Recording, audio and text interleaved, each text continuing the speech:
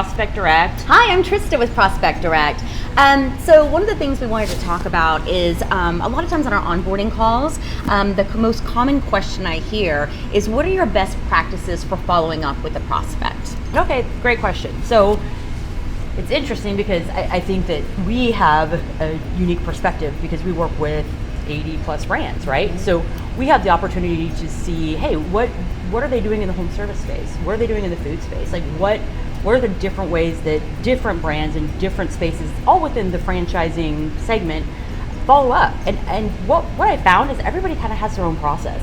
I can give you a specific example. When I was at Dunkin' Brands, it was a 6 touch point follow-up, right? So after the initial conversation, it was 3 emails and 3 phone calls before they were marked dead.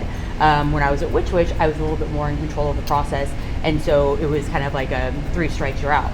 And then the final email I sent is like, hey, I haven't heard anything back from you. If I don't get a response to this, I'm just gonna, mark you as not interested. And if they truly were interested, then I would get a response being like, hey, no, sorry, I've been super busy, blah, blah, blah. So it's not necessarily a proven process or proven system.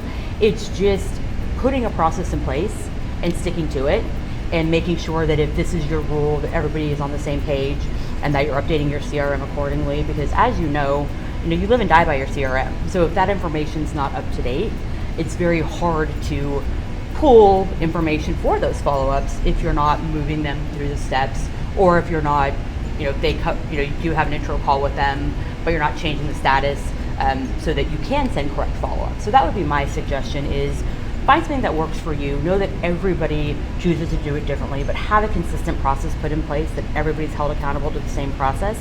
And even if you have a 2 or 3, 6, 10 step process, once you mark them as dead or no longer interested, feel free to keep them in a drift until they opt out, because you never know. 2 years down the road, somebody might be like, oh, you know what? Like, I wasn't in a place 2 years ago, but they might get a information on a new store opening or something like that piques their interest again and re-engages them. So don't ever stop communicating with them until they tell you to, is, I think, one of the main things. But put your own process in place, make it your own, something that's comfortable and that works for you.